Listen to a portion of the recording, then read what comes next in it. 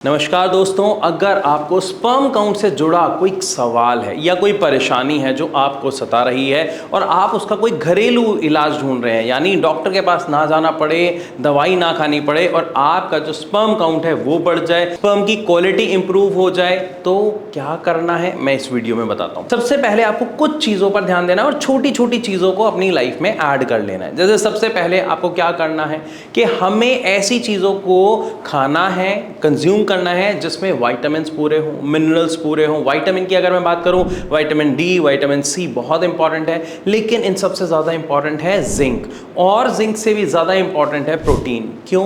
क्योंकि हमारी पूरी की पूरी बॉडी अगर आप देखोगे तो बनी किससे? मसल्स से, और मसल्स किससे बनती है? प्रोटीन से। तो हमें ऐसी चीज़ का सेवन ज़्यादा करना है जिसमें ज़्यादा से ज़्यादा प्रोटीन हमारी बॉडी में जाए, डाइजेस्ट हो जाए और हमारी बॉडी उसे कंज्यूम कर सके।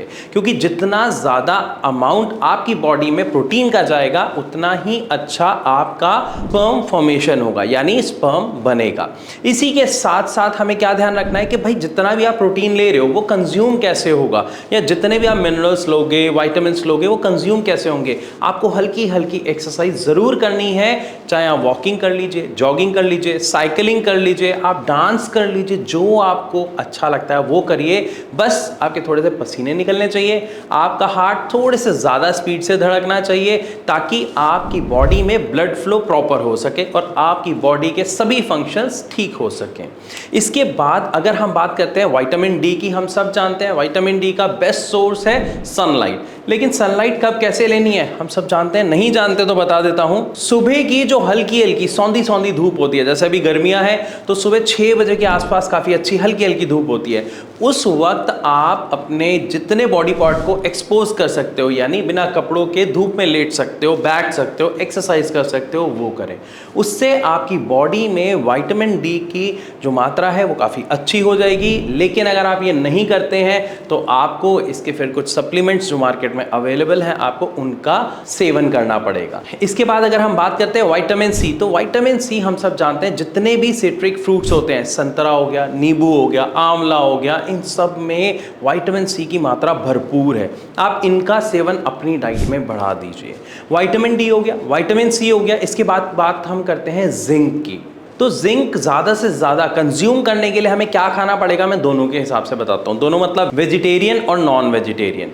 अगर हम बात करते हैं नॉन वेजिटेरियन की, तो आप जितना सी फूड खाएंगे, आप फिश खाइए, आप ऑयस्टर खा सकते हैं, इसमें आपको जिंक की मात्रा काफ़ी अच्छी मिलती है। इसके अलावा आप एग वाइट लीजिए, एग वाइट के अलावा आप चिकन ले सकते हैं, मटन ले सकते हैं, इन सब में आपको जिंक का काफ़ी अच्छा अमाउंट देखने को मिलता है। लेकिन मैं फिर दोबारा कहूँगा, जितना सी फूड खाएंगे उसमें जिंक का अमाउंट काफ़ी ज़्यादा होता है, क्योंकि इसमें क्या होता है, ये वाइट मीट होता है। और रेड मीट वाइट मीट में क्या फ़र्क है? रेड मीट में कोलेस्ट्रॉल लेवल थोड़ा सा ज़्यादा हो जाता है, वाइट मीट में कोलेस्ट्रॉल ना के बराबर होता है, प्रोटीन होता है, जिंक होता है, जो आपको एक्चुअली रिक्वायर्ड है आपके स्पर्म काउंट को बेहतर बनाने के लिए, उसके प्रोडक्शन को बढ़ाने के लिए। लेकिन सवाल उठता है कि अगर आप वेजिटेरियन हैं तो क्या कोई और इसका रास्ता नहीं है? बिल्कुल है। वेजिटेरियंस जितने भी हैं उनको क्या करना है, उनको जितने भी मोटे अनाज है उसका सेवन करना है। आप मोटे अनाज की जैसे खिचड़ी ले सकते हैं, बहुत अच्छी लगती है, खाने में टेस्टी लगती है, साथ ही साथ आपकी सारी कमियां पूरी करती हैं। इसके अलावा आप दाल का सेवन करें, दालों में अलग अलग दाल का सेवन करें, क्योंकि एक दाल कोई कंप्लीट फूड नहीं होता। किसी दाल में कोई अमीनो एसिड है, किसी में प्रोटीन है, किसी में कुछ है, तो वो एक्चुअल टोटल मिलके टोटल न्यूट्रिशन वैल्यू को पूरा कर देते हैं। और इनके अलावा अगर हम बात करें तो जितने भी ड्राई फ्रूट्स हैं, काजू है, बादाम है, मूंगफली है, अखरोट है, ये जिंक का बहुत ही अच्छा सोर्स है। आप इनका सेवन करके अपनी बॉडी में जिंक के अमाउंट को बढ़ा सकते हैं। हमने 3 बातों के बारे में जान लिया, अब चौथे पे चलते हैं। चौथा है कैल्शियम। कैल्शियम का बेस्ट सोर्स है मिल्क प्रोडक्ट। आप दूध पीजिए, पनीर खाइए, दही पीजिए, लस्सी पीजिए, छाछ पीजिए, ये सब कैल्शियम के बहुत ही अच्छा सोर्स है। और कैल्शियम भी बहुत अच्छा रोल निभाता है आपके स्पर्म काउंट को बढ़ाने में।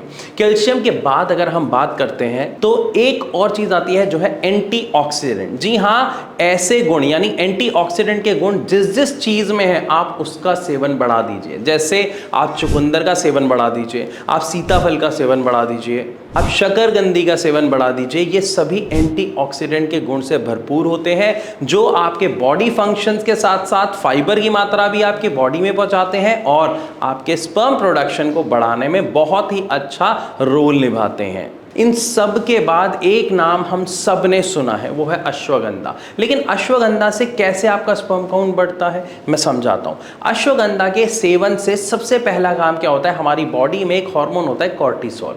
जब आपकी बॉडी में कॉर्टिसोल हार्मोन रिलीज होता है उससे आपका स्पर्म काउंट बढ़ने में बहुत ज़्यादा मदद मिलती है। साथ ही साथ अश्वगंधा आपकी जो टेंशन होती है, जो स्ट्रेस जो आप लेते हैं उसको रिलीज करता है, इसलिए आपको अच्छी नींद आती है, बॉडी में आपको पावर फील होती है। तो इन सभी चीज़ों के साथ अश्वगंधा का सेवन बढ़ा दीजिए, आप अपने बॉडी में अपने स्पर्म काउंट को बढ़ता हुआ देख पाएंगे इन घरेलू नुस्खों से। मैं आशा करता हूँ इस वीडियो के माध्यम से आपको काफ़ी अच्छी इन्फॉर्मेशन मिली होगी। फिर भी कोई सवाल है तो कमेंट के माध्यम से आप हमसे पूछ सकते हैं, या फिर अगर आपको कोई समस्या है, आपको वेरिकोसील की समस्या है, आपको टेस्टिकल से जुड़ी कोई समस्या है, आप ट्रीटमेंट ले रहे हैं लेकिन आपको रिजल्ट नहीं मिल रहा है, तो एक छोटा सा काम करना है, नीचे दिए गए नंबर पर कॉल करना है, भारत होम्योपैथी के डॉक्टर से बात करनी है, आपको आपकी समस्या का समाधान मिल जाएगा। या फिर इवन इन सबसे पहले मैं आपको एक राय दूंगा कि आप मेरे चैनल पर विजिट कीजिए, यहाँ पर जो वीडियोस हैं उसे देखिए, वीडियोस में देखिए आफ्टर बिफोर की रिपोर्ट जो हमारे पेशेंट्स की है जिन्होंने 3, 4, 5 महीनों में अपनी वेरिकोसील की समस्या को जड़ से खत्म किया है, वो भी बिना किसी सर्जरी के, बिना किसी ऑपरेशन के, मात्र भारत होम्योपैथी की मेडिसिन के द्वारा। कैसे पॉसिबल हुआ आप एक बार वीडियोस देखिए, आपको खुद पता चलेगा। मैं इसी के साथ आपसे चलने की इजाजत चाहूंगा, मिलूंगा अपनी अगली वीडियो में, तब तक के लिए नमस्कार।